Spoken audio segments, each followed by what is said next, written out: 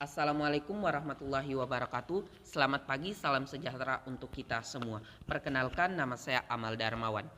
Kecenderungan masyarakat modern saat ini yang malas dan tidak ikut serta dalam kegiatan politik seperti kampanye, bahkan golput pada pemilu merupakan masalah yang sering muncul di kalangan masyarakat. Sikap acuh tak acuh khususnya di kalangan remaja terus dipertahankan, serta kurangnya informasi yang diterima oleh kalangan orang tua membuat sikap apatis terus berkembang. Sikap apatis adalah sikap pasrah. Acuh tak acuh dalam konteks perdebatan kali ini yaitu apatis terhadap kegiatan politik. Saya sebagai pembicara pertama dari tim pemerintah sangat mendukung mosi ini. Pada konteks perdebatan yang akan kita bahas hari ini yaitu sikap pasrah terhadap kegiatan politik yang sudah seharusnya dilaksanakan namun tak diperdulikan membuat orang tersebut dianggap tak bermoral di kalangan masyarakat. Ada beberapa argumen yang dapat saya sampaikan pada perdebatan kali ini. Yang pertama, sikap partisipasi masyarakat sangat dibutuhkan untuk kegiatan politik. Yang kedua, sikap apatis adalah gaya kehidupan masyarakat yang tak sesuai dengan nilai-nilai Pancasila. Yang pertama, sikap partisipasi masyarakat sangat dibutuhkan. Kegiatan politik yang dilaksanakan pemerintah nantinya akan berguna untuk mengambil sebuah keputusan serta memilih seorang pemimpin yang nantinya akan memimpin suatu daerah tertentu. Sikap-sikap masyarakat acuh dan tak acuh terhadap kegiatan politik, maka dampaknya peraturan yang nantinya ditimbulkan oleh kegiatan politik bisa saja tak sesuai dengan kebutuhan masyarakat yang nantinya dapat menyebabkan masyarakat itu sendiri melakukan unjuk rasa kepada pemerintah. Serta jika terpilihnya sebuah pemimpin di daerah tertentu, bisa saja gaya kepemimpinan orang tersebut tak sesuai dengan yang dibutuhkan masyarakat. Tujuan dari keikutsertaan masyarakat dalam kegiatan politik yaitu masyarakat itu sendiri akan menikmati dampaknya. Sudah seharusnya masyarakat harus ikut dalam kegiatan politik itu sendiri. Keikutsertaan masyarakat dalam kegiatan politik juga akan menimbulkan kebijakan atau peraturan yang sudah disepakati oleh segala kalangan masyarakat yang nantinya kehidupan bermasyarakat di Indonesia dapat berjalan dengan baik, aman serta damai sentosa sehingga kegiatan unjuk rasa dapat berkurang seiring berjalannya waktu.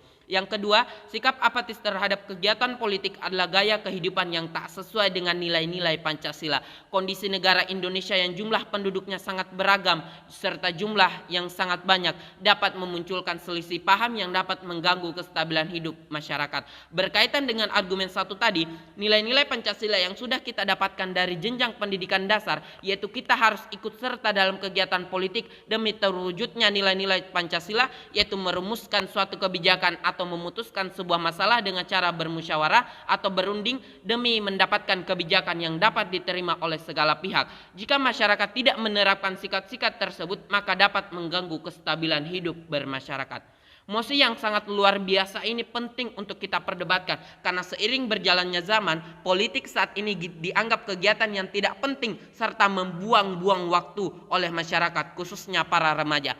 Ada beberapa solusi yang dapat saya tawarkan kepada Dewan Juri. Yang pertama, tingkat kepercayaan masyarakat kepada para tokoh politik adalah faktor terbesar yang dapat mempengaruhi sikap masyarakat itu sendiri terhadap keikutsertaan kegiatan politik. Banyaknya tokoh politik yang melakukan tindak korupsi membuat masyarakat malas serta menganggap bahwa kegiatan politik itu tidak penting. Karena masyarakat secara logis akan berpikir bahwa kenapa kita harus memilih sebuah pemimpin, ujung-ujungnya pemimpin tersebut akan melakukan tindakan korupsi. Maka dari itu cara berpolitik para tokoh politik yang dapat diubah agar kepercayaan masyarakat dapat didapatkan serta sikap amanah tanggung jawab juga harus ditingkatkan oleh para tokoh politik dan pastinya kerja nyata yang dibutuhkan oleh masyarakat. Yang kedua, sistem politik yang harus selalu berkembang sesuai dengan zamannya. Kita dapat mengubah sistem politik mulai dari hal-hal kecil seperti pada saat pelaksanaan pemilu harus disiplin waktu.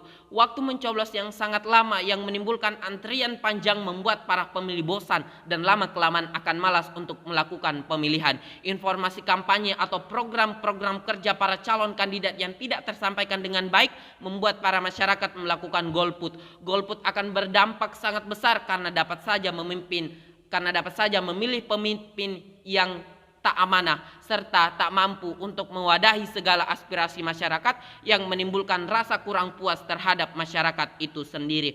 Yang ketiga, program kerja pemerintah yang bersifat nyata. Program pemerintah yang jarang tersorot atau terlihat oleh publik serta dampak yang tidak dapat dirasakan membuat masyarakat selalu bertanya-tanya, kemana pemimpin yang dulunya saya pilih, mana program yang dulu dijanjikan kepada masyarakat. Dari hal-hal kecil begitu saja lama-kelamaan akan menimbulkan dampak yang besar seperti sikap apatis itu sendiri terhadap kegiatan politik. Strategi para tokoh politik untuk merancang serta menciptakan berbagai program kerja yang sesuai dengan zaman saat ini serta dampak yang nantinya akan ditimbulkan dapat dinikmati oleh masyarakat ramai harus ditingkatkan oleh para tokoh politik. Beberapa solusi di atas saya anggap bisa menyelesaikan masalah sikap apatis oleh masyarakat. Masyarakat yang seharusnya mempunyai moral untuk meningkatkan martabat kepribadiannya, namun masyarakat lainnya menganggap bahwa dia tak bermoral walaupun hanya bersikap apatis terhadap kegiatan politik. Seharusnya masyarakat ikut berperan aktif dalam kegiatan politik demi mewujudkan Indonesia sejahtera melalui hal-hal yang kecil. Moral harus kita miliki dalam hidup ini. Penanaman etika serta moral yang harus selalu kita kembangkan dalam kehidupan dapat meningkatkan martabat kepribadian kita untuk hidup bermasyarakat. Mulai dari hal-hal yang kecil, hal-hal besar akan dapat tercapai seiring berjalannya waktu. Wassalamualaikum warahmatullahi wabarakatuh. Assalamualaikum warahmatullahi wabarakatuh. Selamat sore, salam sejahtera untuk kita semua. Perkenalkan, nama saya Amal Darmawan, saya perwakilan dari SMA Negeri 1 Pasangkayu. Mosi yang akan kita perdebatkan pada kesempatan kali ini yaitu Dewan akan mewajibkan orang tua untuk mengikuti tes kelayakan sebagai syarat mempunyai anak. Ada beberapa, saya sebagai tim oposisi mempunyai beberapa poin sanggahan yang akan saya sampaikan terkait argumen yang telah disampaikan oleh tim pemerintah. Yang pertama, cara mengimplementasikan tes kelayakan. Satu, dalam menjalankan tes kelayakan sebagai syarat memiliki anak, pemerintah akan menggunakan tim ahli dari psikologi serta tim ahli dari pemerintah yang sudah mumpuni di bidangnya masing-masing. Materi-materi atau pelajaran yang nantinya diberikan bisa saja tak sesuai dengan apa yang terjadi di lapangan, serta mengaplikasikannya bisa saja tak sesuai. Masyarakat memiliki gaya mendidiknya masing-masing. Kurang sesuainya gaya mendidik dengan materi yang diterima nantinya akan menimbulkan kebingungan, sehingga pola asuh yang baik yang diharapkan pemerintah agar orang tua dapat mengajarkan kepada anaknya tidak tersampaikan dengan baik. Yang kedua, pendampingan materi atau pelatihan sebelum ujian. Kami dari tim oposisi menganggap bahwa pendampingan materi serta pelatihan ujian yang dilakukan oleh tim pemerintah tak ada jaminan bahwa masyarakat yang mengikuti pelatihan akan lulus dari ujian tes kelayakan mempunyai anak. Pendampingan materi serta pelatihan tersebut akan merugikan masyarakat, entah itu rugi secara materi atau rugi karena telah membuang-buang waktu. Masalah selanjutnya yang akan timbul adalah dalam proses ujian tersebut pasti akan menimbulkan biaya, dan dapat kita pastikan bahwa biaya yang timbul bukanlah biaya yang kecil karena ini akan diterapkan untuk seluruh orang tua.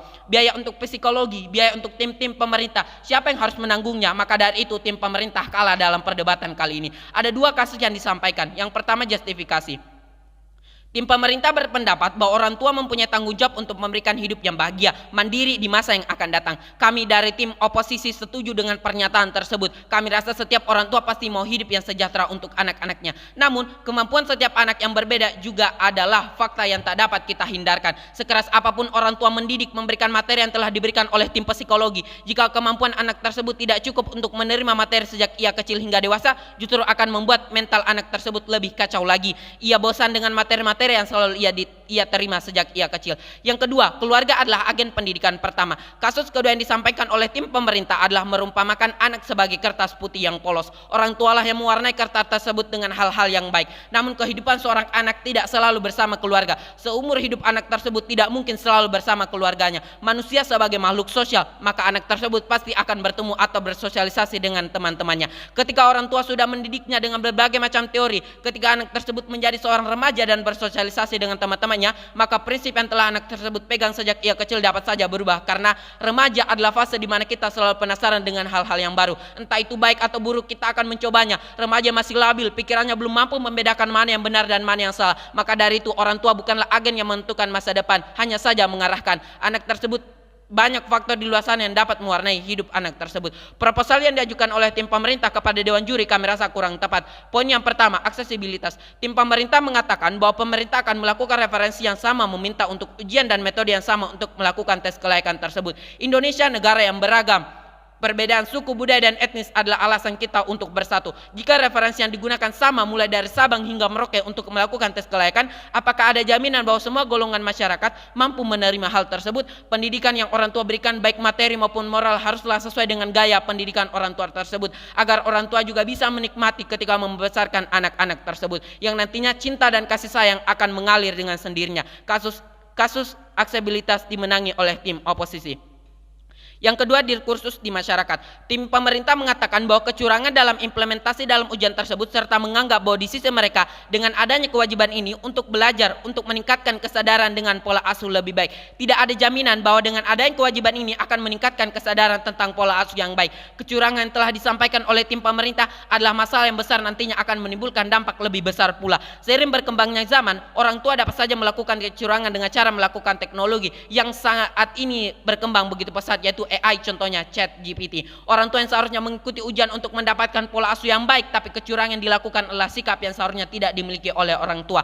Selain itu, ketika orang tua ingin melakukan tes, maka orang tersebut harus belajar lebih giat agar mendapatkan predikat lulus. Namun setelah ujian, apakah ada jaminan bahwa orang tersebut mampu menerapkan materi-materi dan soal yang telah diberikan? Setiap orang tua pasti pernah melewati pendidikan yang diberikan oleh orang tuanya ketika ia kecil. Secara logika, ketika ia menjadi orang tua, seorang sudah mengerti bahwa apa yang ia berikan kepada anaknya pasti baik untuk anaknya, karena ia pernah berada di posisi anak. Maka dari itu, tes kelayakan sebagai syarat mempunyai anak bukanlah solusi tepat yang ditawarkan oleh tim pemerintah. Kami unggul dalam kasus ini. Selain beberapa poin di atas, masih ada beberapa kelemahan dalam argumen tim pemerintah. Beberapa poin yang akan saya sampaikan untuk meyakinkan juri bahwa kami layak untuk memenangkan perdebatan kali ini. Yang pertama, ujian kelayakan sebagai syarat memiliki anak yang diwajibkan kepada orang tua untuk menjamin anak tersebut mendapatkan hidup sejahtera. Saat ini banyak para tokoh-tokoh publik yang begitu sukses, padahal terdahulu orang tua mereka juga tidak mendapatkan dan tidak melalui ujian kelayakan tersebut. Maka dari itu, ujian kelayakan orang tua bukanlah solusi untuk menangani masalah banyaknya anak-anak yang gagal. Dua, orang tua yang mengikuti ujian tidak mendapatkan jaminan untuk lulus. Jika orang tua tersebut tidak lulus, apakah dia harus mengulang? Jika waktu yang akan mendatang ia juga tidak lulus sampai usia produktif pasangan tersebut habis, berarti pasangan tersebut pastinya tidak berhak mempunyai anak. Dengan kata lain, negara tidak mengakui anak tersebut walaupun anak tersebut lahir dari pernikahan yang sah yang telah diakui oleh agama dan negara. Padahal orang tua yang sudah menikah seharusnya mampu berpikir dewasa sehingga mampu membedakan mana yang baik dan mana yang buruk. Yang ketiga, mosi kita pada hari ini yang perlu kita ketahui adalah Dewan ini akan mewajibkan orang tua untuk mengikuti tes kelayakan sebagai syarat memiliki anak. Kata orang tua dalam mosi tersebut berarti pasangan yang telah menikah. Jika negara melarang sebuah pasangan untuk mempunyai anak hanya karena tidak lulus ujian, bukankah itu melanggar hak asasi manusia? Dengan kata lain, pemerintah akan memaksa wanita pada pasangan tersebut untuk selalu menggunakan program KB hingga ia lulus ujian. Solusi yang dapat kami tawarkan untuk meyakinkan kepada Dewan Juri bahwa kami layak untuk memenangkan perdebatan kali ini, yaitu tes kelayakan sebagai syarat memiliki anak seharusnya dilakukan pada saat pembimbingan pranikah. Pembimbingan pranikah yang wajib diberikan kepada pasangan calon orang tua untuk memberikan bekal agar bisa menjalani kehidupan berumah tangga, serta itu menurut kami itu adalah hal yang cukup sebagai bekal menjadi orang tua tanpa melalui tes kelayakan setelah menikah. Setiap manusia punya hak asasinya masing-masing. Jika hak tersebut tidak terpenuhi, maka dapat menimbulkan dampak yang sangat beragam seperti gangguan fisik serta mental korban yang terganggu. Maka dari itu, mari kita penuhi hak asasi setiap manusia. Bangga menjadi tim oposisi.